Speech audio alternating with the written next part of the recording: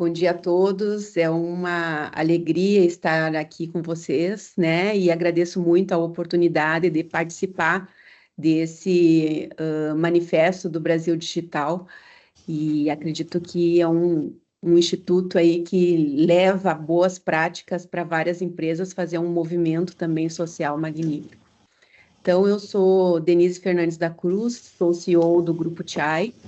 O Grupo Chai, ele é composto de 3 empresas, né? A Chai Desenvolvimento, que é uma empresa de consultoria, a Chai Academia, que é uma empresa onde nós temos MBA com chancela do MEC, e o Sistema Gerencial Chai, que é uma empresa de tecnologia.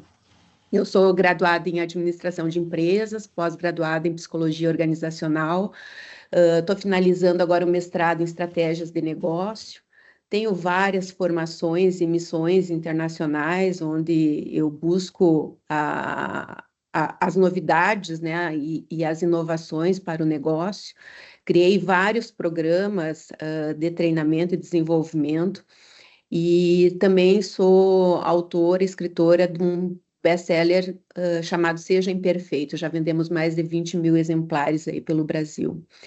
E o nicho de mercado onde eu estou inserida hoje são cartórios extrajudiciais. Nós prestamos consultoria para os cartórios, né? Protesto, registro de imóveis, registro civil, RTDPJ, notas, e a gente organiza esses cartórios para eles prestarem uma gestão melhor para a sociedade, entregar com mais segurança jurídica e mais celeridade, e agora com mais inovações tecnológicas. Hoje a gente está em mais de 23 estados, temos mais de 600 clientes premiados e certificados em normas específicas, incluindo 9001, 27, na linha das 27, na linha da 37. A Chai, ela é certificada na 9001 e também somos GPTW, né? Empresas melhores de trabalhar. E, inclusive, agora, dia 25, estarei em São Paulo, que a gente foi classificado entre as 50 melhores empresas de São Paulo para se trabalhar. E no dia do evento lá, eles vão divulgar qual a colocação que a Chai ficou. E nós investimos numa iniciativa social, né, que o nosso ESG buscando devolver para a sociedade aquilo que a gente ganhou, né? Eu sou formada em universidade pública e eu tenho o compromisso de devolver para a sociedade aquilo que a sociedade investiu nos meus 4 anos de formação. E com isso eu resolvi criar um programa chamado Programadoras da Vida, onde a gente faz a inclusão digital de meninas, né, no meio da tecnologia. Então, falando um pouquinho a respeito do projeto, né, ele faz com que essas meninas que estão em situação de vulnerabilidade consigam ter uma oportunidade para aprenderem a utilizar ferramentas tecnológicas, que é uma necessidade do mercado hoje, né, que todas as profissões vão necessitar esse tipo de profissional, mas, além disso, a questão da inclusão delas no mercado, a possibilidade delas enxergarem que existem outros caminhos a seguir. Muitas delas, o primeiro pensamento é ser empregada doméstica igual a mãe é, trabalhar numa lojinha da esquina, né, trabalhar numa loja de shopping. E nesse programa a gente faz com que elas percebam que elas têm potenciais para estarem em outro tipo de profissão. Inclusive, várias delas já participam de vestibular, coisa que elas não pensavam em participar, e a gente acha assim, nossa, que estranha a pessoa, um jovem não pensar em fazer um vestibular, né? Mas elas não tinham essa ideia e essa vontade de fazer. Então, desde o lançamento desse projeto, a gente impactou dezenas de meninas, né, despertando a vocação para a transformação da realidade através da educação e da inovação.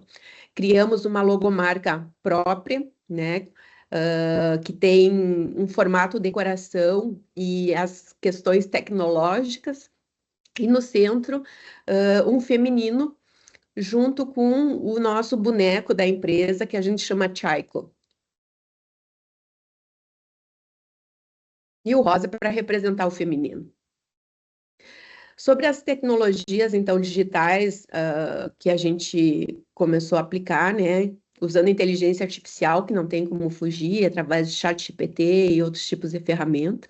Então, fazer com que elas usem essas ferramentas, percebam que a ferramenta, ela contribui para ter uma nova visão, um novo tipo de pesquisa, mas que é necessário o ser humano estar atrás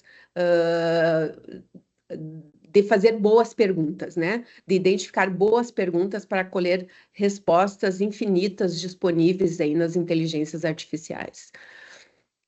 A tecnologia de dados, né? Fundamento de manutenção de dados e lógica computacional. A gente tem uma parceria com a FATEC, a Faculdade de Tecnologia aqui de São José dos Campos, onde alguns professores são voluntários e alguns com formação no ITA. Então, eles trazem algo muito direcionado sobre essa utilização dos dados e o cuidado que é necessário ter com esse uso, né? A questão da conectividade, né, um acesso remoto às aulas e ambiente de desenvolvimento em nuvem, né, todo o material dela fica na nuvem, a gente criou um ambiente fechado onde elas consigam ter acesso. As aulas são presenciais, né, todos os sábados, das 9 da manhã às 12 da manhã. Nós temos a parceria aqui com a Sagrada Família, que é uma paróquia católica, mas não tem nada a ver com religião, né? É só uma questão deles cederem um espaço físico. As meninas são de diversas religiões, e nesse ambiente a gente promove essas aulas presenciais para elas, disponibilizando todos esses materiais na nuvem. E cibersegurança, né? Introdução a práticas seguras do uso da internet e ambientes digitais, para elas perceberem a importância da gente ter segurança com as informações projetadas, com os dados que ficam armazenados, e ter essa habilidade de conseguir com que esses dados fiquem mais seguros. Então, não é um curso que vai aprofundar essas questões, né, de LGPD ou própria segurança de dados, mas para dar uma noção que elas precisam ter esses cuidados. As melhores práticas, né? A gente desenvolveu uma trilha formativa para o protagonismo feminino. Nós estamos na terceira turma, né? Então, no primeiro ano, a primeira turma demorou 1 ano e meio para formar, até porque nós estávamos aprendendo, né? E percebemos que quando a gente desenha uma trilha, fica mais seguro o aprendizado e a gente consegue entregar todas as etapas daquilo que ficou previsto e convidar professores, né, capacitados para serem voluntários daqueles módulos específicos. Então, com isso, essa trilha, ela promove um protagonismo feminino por meio de formação técnica e emocional. Inicia com a base da computação, lógica, IA, e avança para design e desenvolvimento de app. Inclusive, elas desenharam na primeira turma sobre a utilização da água, né, que a gente precisa tomar água com frequência. No segundo ano foi um aplicativo a respeito de mobilidade urbana, né, para pegar o ônibus em algumas paradas. O pessoal da prefeitura veio fazer a análise da ferramenta. E na terceira turma, eles estão agora prevendo qual será o projeto que eles vão desenvolver para entregar até o final desse ano. E com um módulo sobre propósito, carreira e entrevista para promover a inclusão, empoderamento e inserção no mercado de trabalho. Então, mais do que ensinar códigos, a gente quer transformar vidas e construir histórias. Então, algumas lições aprendidas, né? Adaptar a metodologia ao contexto das alunas. E isso foi muito interessante, porque nós também fomos impactados, que a gente não esperava esse desnivelamento, né? Então, a gente também teve que aprender, nós voluntários, também tivemos que aprender como lidar com elas e perceber que aquela experiência, aquela vida que elas tinham, precisava ser tocada, impactada. Então, a gente iniciou convidando os pais para a primeira aula. Voltando um pouquinho, o processo seletivo delas é feito pela igreja, então eles têm um cadastro de pessoas onde eles ajudam, né, com cesta básica, enfim, com alguns alimentos e alguns direcionamentos de emprego, enfim. E nesses cadastros a gente convidou os pais para inscreverem as suas filhas no projeto. Então a gente iniciou bem pequenininho, né, com 11 meninas no primeiro ano, e a gente convidou os pais para a aula inaugural, onde a gente apresentou o projeto, já que eram meninas de 15 a 18 anos, né? Então, a menina sair de casa, ficar num sábado durante a manhã, então a gente queria gerar essa segurança para os pais. E também fazer um combinado com eles que, se elas fossem todos os sábados, a gente daria uma cesta básica para a família. E isso agregou muito valor, que as meninas, elas não falham, ou se falham, tem um atestado pertinente, vamos dizer assim, né? Porque meninas dessa idade quer dormir um pouquinho para mais, tem cólica menstrual, tem dor de cabeça, a mãe às vezes quer que faça uma faxina no final de semana. Então a gente precisava agregar valor com os pais para que eles enviassem as meninas para a aula. E isso gerou muita credibilidade. Então foi um grande aprendizado que nós tivemos nessa construção conjunta com os pais, considerando o que eles viviam, né, o que era mais tradicional, e nos conectar à realidade deles.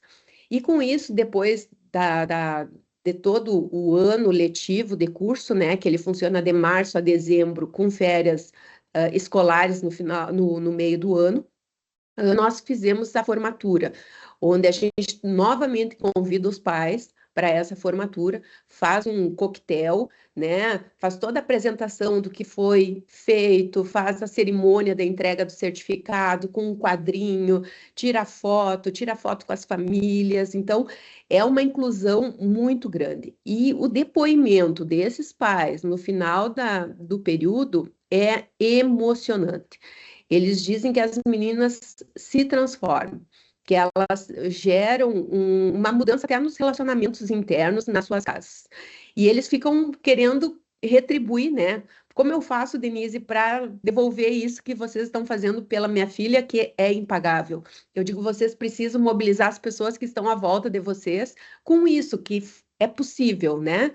Nós temos uma das meninas que participou do projeto Mil Devs da Johnson Johnson, e ficou em primeiro lugar. E imagina isso, lá no bairro onde ela mora, as pessoas os vizinhos delas, percebem, nossa, se a menina conseguiu, o meu filho também pode conseguir. Então, a gente gera uma transformação local também, nesse processo de melhoria, né, de vida das pessoas.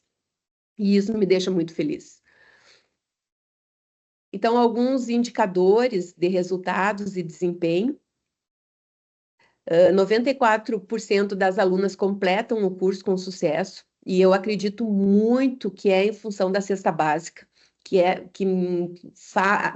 a minha percepção que isso garantiu que elas continuassem, e se elas continuam, elas têm todo o aprendizado, ela consegue fazer toda a jornada, toda a trilha, e a trilha é envolvida para ela ter resultados, para ela conquistar algo. Então, muitas concluem. 87% afirmaram interesse em seguir na carreira da área de tecnologia. Vários já passaram na faculdade, na FATEC ali, que é estadual, né, que conseguiram vaga. 17% já ingressaram em programas de estágio ou cursos técnicos na área. E indicadores de desempenho, né, o NPS do curso 92, a satisfação geral com a didática 96%. E nesse ano a gente incluiu provas periódicas em cada bloco de módulos, onde elas têm que demonstrar o conhecimento adquirido. E algumas tiraram nota abaixo da média 7, e a gente fez aula de recuperação nas férias. Então, os voluntários, né, criaram um roteiro de recuperação dessas matérias.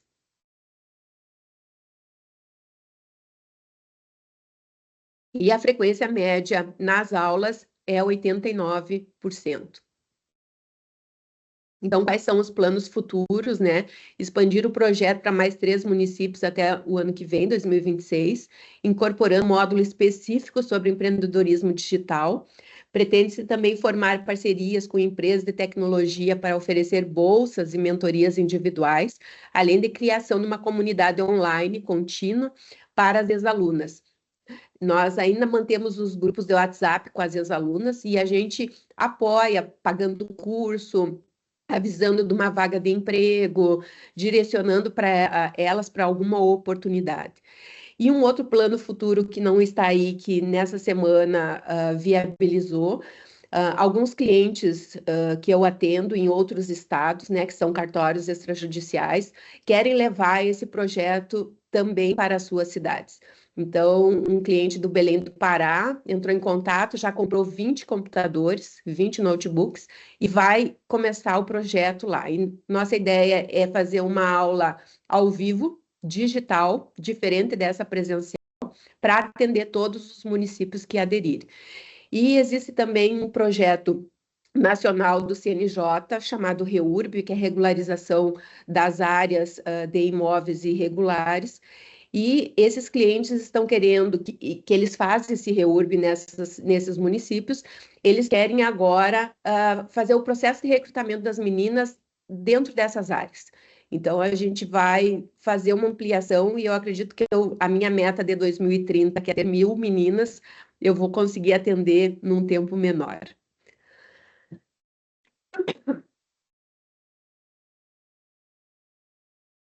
Aqui sobre o alinhamento com os 4 pilares, 17 fundamentos do ecossistema, né? Alguns pontos sobre as pessoas, né? Sobre produtividade, sobre a sustentabilidade, sobre a sociedade, os negócios digitais e competitividade, né? Todos os eixos, economia digital, então o processo de desenvolvimento, e governos digitais, as efetividades. Então, a gente listou aí todos os pontos que estão vinculados.